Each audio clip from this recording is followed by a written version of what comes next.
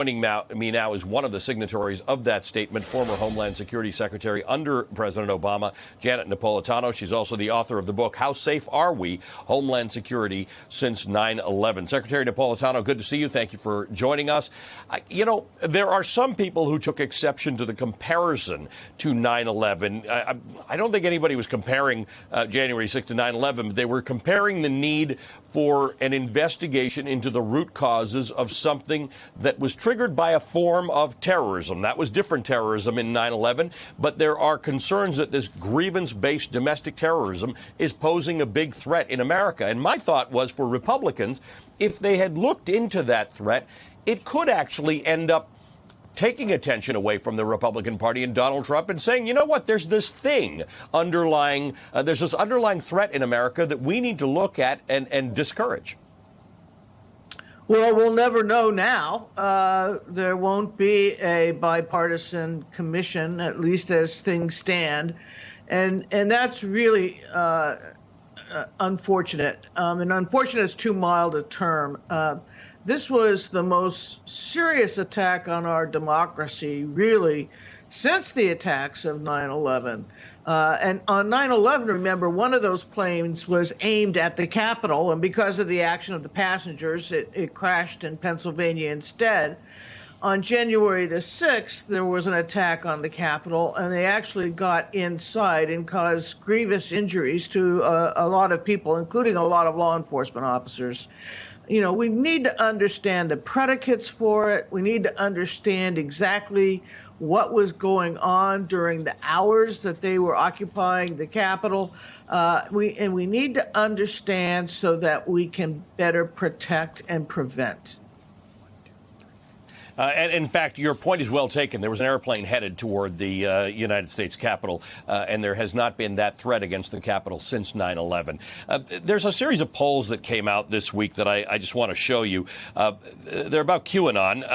15% of Americans agree with the statement: the government, media, and financial worlds in the U.S. are controlled by a group of Satan-worshipping pedophiles who run a global child sex trafficking operation. 15% of all Americans believe that. 23% of Republicans believe that. There's another question that said there's a storm coming soon that will sweep away the elites in power and restore rightful leaders. 20% of Americans believe that. 28% of Republicans believe that. The storm is language that's used by QAnon.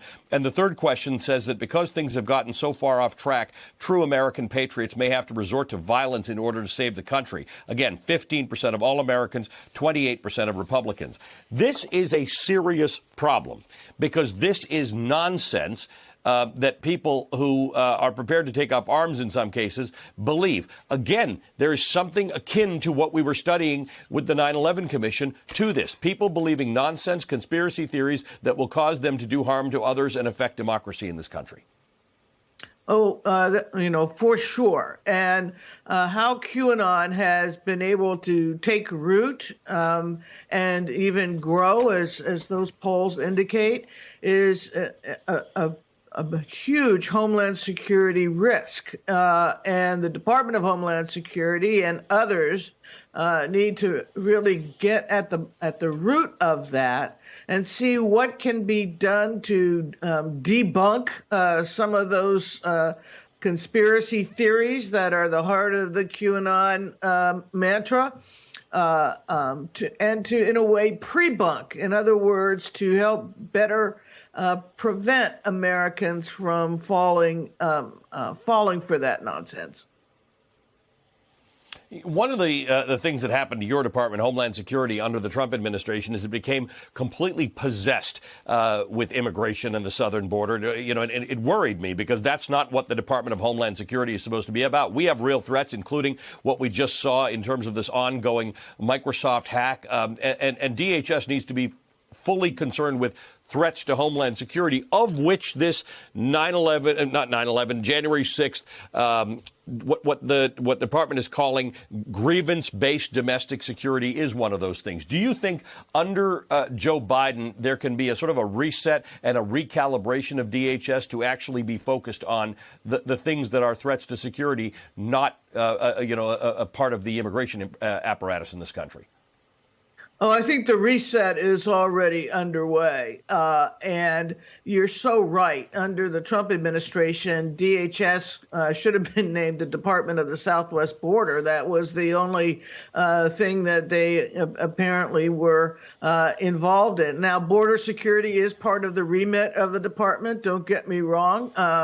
There needs to be a focus there. But so many of these other risks are so present and, in a way, dangerous to the American people. And you named some: domestic extremism, cybersecurity, attacks on our nation's critical infrastructure, like we saw with the Colonial Pipeline attack just a few weeks ago, and all kinds of new and evolving risks that the American people, through the Department of Homeland Security, need to be able to understand and confront and mitigate so that we are indeed safer. I fear that under the Trump administration, the country actually became less safe because the Department of Homeland Security not only was only the Department of the Southwest Border, but it suffered from a lack of stable and continuous leadership throughout Trump's term. Secretary Napolitano, good to see you again. Thank you for joining us. Janet Napolitano is a former Homeland Security Secretary under President Barack Obama.